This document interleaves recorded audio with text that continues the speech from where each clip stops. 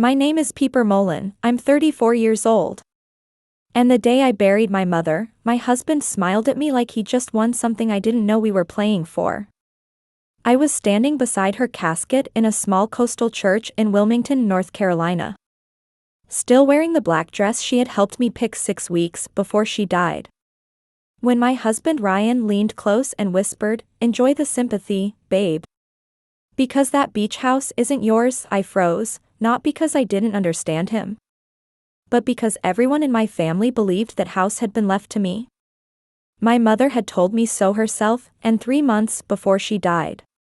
She'd placed a tiny brass key into my palm and said, "When the time comes, give this to your father first." I had never understood why. And honestly, I thought grief had simply made her sentimental. But now my husband was smirking beside her coffin like he knew something I didn't. And when I looked toward my father, his face had gone completely pale. Dad had been silent throughout the entire funeral. Barely speaking, barely moving, but when Ryan repeated, louder this time, "That house belongs to my family." "Not you," Dad suddenly stood up, looked directly at my husband, and said 6 words that made the entire room go quiet. "Ryan. You really shouldn't have said that." I stared at my father, my heart pounding. Because there was something in his voice I had never heard before. Something cold and certain, and then he reached inside his old leather jacket, pulled out a sealed envelope with my mother's handwriting on it, and said, "Peeper, before you sign anything, you need to know what your mother discovered about your husband." That was the moment I realized my mother hadn't left me a beach house. She had left me something much more dangerous. Dad handed me the envelope. But before I could open it, Ryan stepped forward and laughed under his breath. "This is ridiculous. If Peeper, your father is grieving, he doesn't know what he's talking about." Dad didn't even look at him. He kept his eyes on me and said, "Your mother asked me to wait until after the funeral. And I waited because she made me promise." My fingers tightened around the envelope, and for the first time that morning, I forgot about the people watching us, the pastor, my Aunt Melissa, even the neighbors who had driven 2 hours just to say goodbye. All I could think about was that beach house.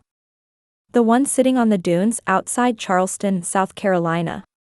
The house my mother had called her little piece of heaven for nearly 20 years. Ryan had always acted like it was basically ours, even though my mother never put his name anywhere. And now he was suddenly claiming it belonged to his family, which made absolutely no sense. I opened the envelope with shaking hands and found 3 things inside: a handwritten letter, a property document, and a photograph of Ryan standing outside the beach house with a man I had never seen before. I looked at Dad, confused, and he finally whispered, "That man is the reason your mother stopped trusting Ryan." My stomach dropped. Because Ryan had told me he barely knew anyone connected to the property. But the photograph looked old, maybe 2 years old. And Ryan wasn't just standing beside the man. He was handing him something, a folder, maybe money, maybe paperwork, I couldn't tell. Then I noticed the date written on the back. October 14th, 2024, and suddenly I remembered something. That was the exact week Ryan had told me he was attending a business conference in Atlanta. I looked up at him and asked, "Where were you that week?" His smile disappeared. Just for a second, but Dad saw it too, and Dad quietly said, "Ask him who sold your mother the house." Peeper. Ryan's face changed completely. And that was when I realized the beach house wasn't the only thing my mother had been protecting from him. I stared at Ryan, waiting for him to answer, but he suddenly looked toward the pastor and muttered, "This isn't the place for this." I almost laughed because he was the one who had started it, right beside my mother's coffin, in front of everyone she loved, and now he wanted privacy. Dad stepped closer and held out his hand for the photograph, studying it for several seconds before saying, "Peeper, your mother found this man 3 months before she died. His name is Marcus Hale.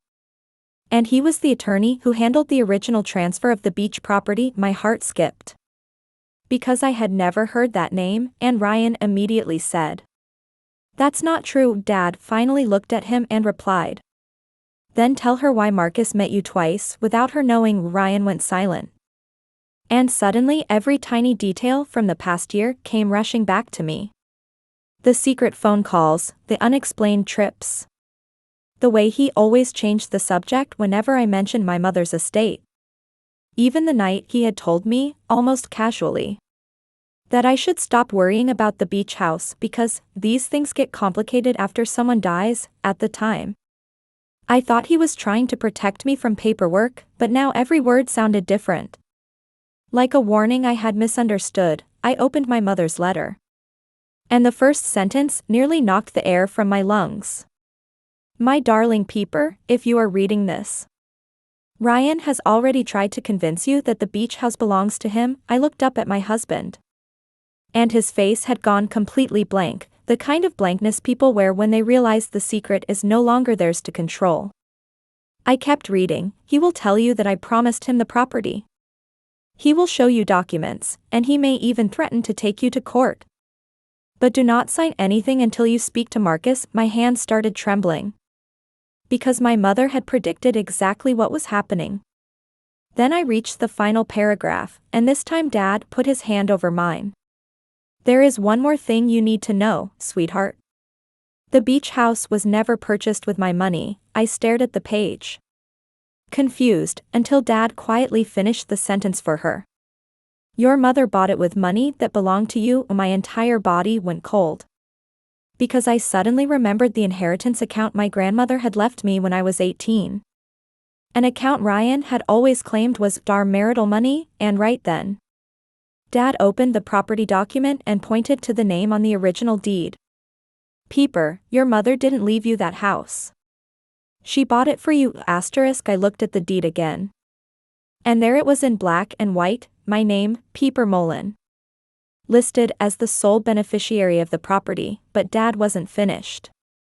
He pulled another document from his jacket and placed it beside the deed. Your grandmother didn't leave you that money because she wanted you to spend it at 18. She wanted you to have something no one could take from you, he said. Your mother understood that, so she protected it. I could barely breathe. Because Ryan had spent years telling me that the inheritance was part of our marriage. That everything I had became ours the moment I married him. But my mother had secretly moved the money into a protected trust and used part of it to purchase the beach house entirely in my name. Ryan had known about the property, but he had never known the truth about the money behind it.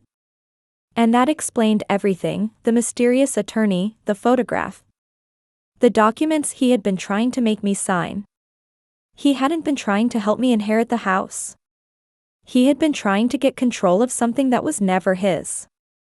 Ryan suddenly stepped toward me and lowered his voice. Peeper, we can work this out.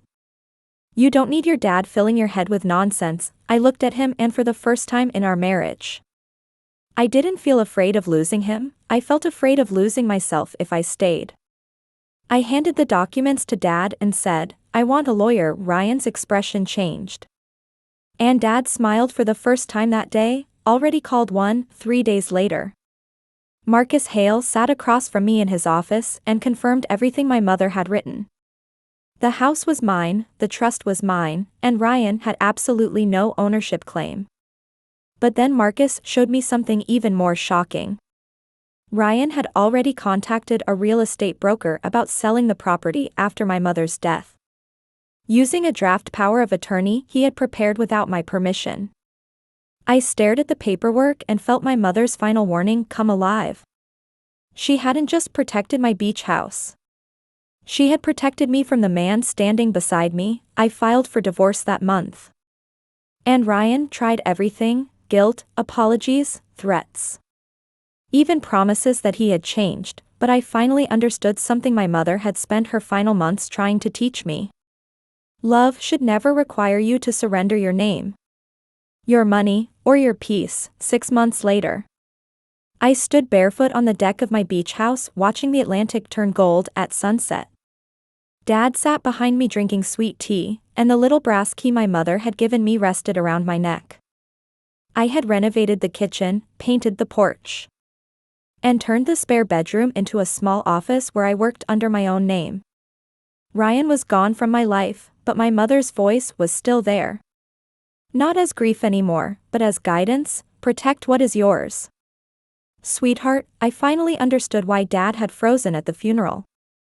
Why my mother had written that letter, and why Ryan had smiled so confidently beside her coffin.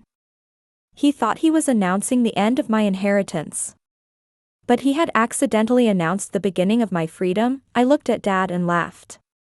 Mom really did save me a seat, he nodded and raised his glass. No, Peeper. She saved you the whole table, and for the first time in years.